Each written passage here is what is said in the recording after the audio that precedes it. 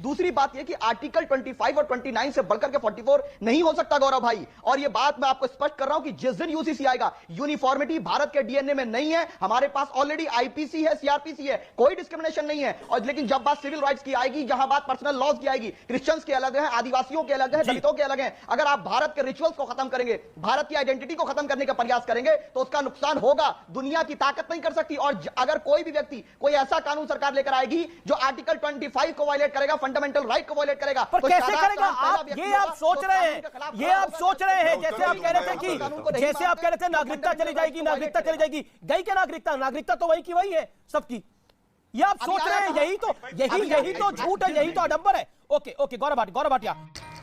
जब से प्रधानमंत्री नरेंद्र मोदी ने यूसीसी के बारे में क्या बोला, तब से जितने भी कट्टरपंथी हैं भारत के अंदर के कट्टरपंथी, मैं किसी धर्म से नहीं जोड़ रहा हूँ, कट्टरपंथी बोल रहा हूँ, तो जितने भी ये कट्टरपंथी है ना, इनके पिछवाड़े में ऐसा दर्द उठा है, रोज आके आते हैं टीवी पे और नए नए बयान देते हैं और चले जाते हैं।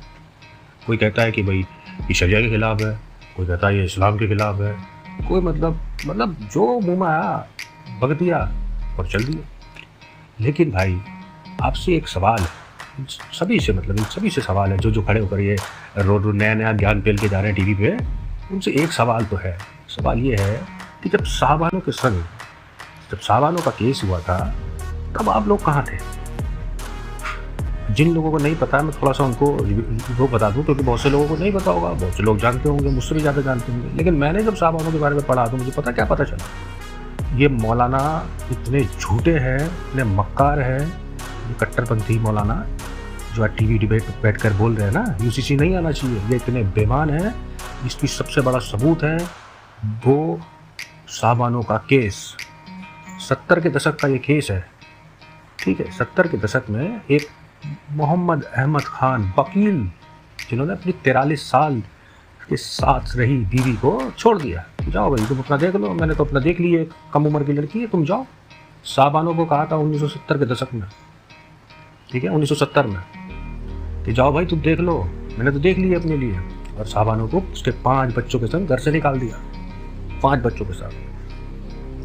जब ये जो केस था ये कोर्ट में गया, ठीक है, उसके बाद इद्दत मुद्दत पता नहीं क्या क्या हुआ। उसके बाद कह दिया भैया हम तो 3 महीने का हिसाब किताब हमारा, 3 महीने में इद्दत और मुद्दत होती है। फिर मेहर की रकम चुकाई, जो भी उस समय मेहर की रकम होगी निकाह के टाइम पे, और कह दिया भैया मेरा कोई लेने देने नहीं है, अब आप अपने आप देखो। साहबानों कौन थी? मौलाना साहब, कोई मौलाना अगर देख रहे हो तो कोई कमेंट में आगे बता देना मौलाना साहब, तो साहबानों कौन थी? उस समय भी आप लोगों ने इतने प्रदर्शन किए, किसके खिलाफ किए? साहबानों के लिए। अगर जीत ना जाए, अभी जीत के तो उसका फायदा होना था। मुस्लिम नहीं थी क्या वो? क्या साहबानों मुस्लिम नहीं थी? लेकिन ईगो के ऊपर बात आ रही। अरे ये मामला जैसे सुप्रीम कोर्ट कैसे देख सकता है? हाई कोर्ट कौन होता देखने वाला? मुस्लिम पर्सन लॉ बोर्ड का मामला मुस्लिम पर्सन लॉ बोर्ड देखेगा। तो ये ईगो जो है ना, इस ईगो के चक्कर में न जाने कितनी मुस्लिम महिलाएं पिस रही हैं। दर्द तब होता है जब आप धर्म को ढूंढते हैं।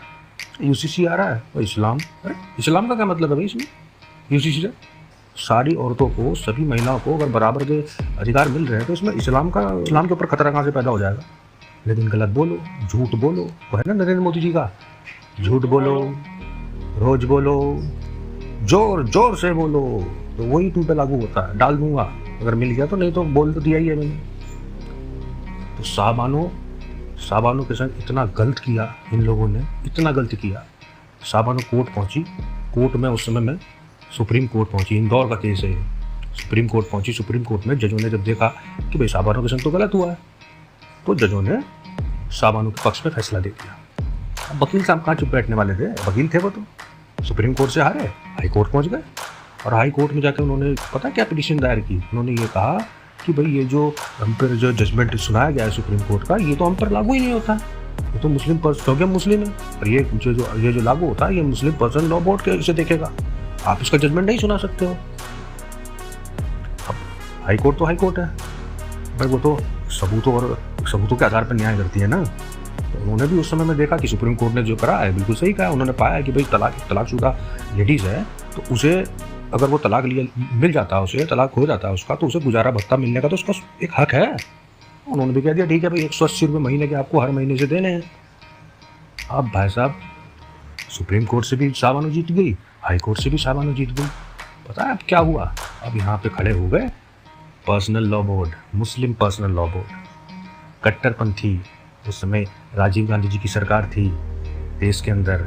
राजीव गांधी जी उस समय में कानून लेकर आए, तलाक संरक्षण अधिनियम 1986।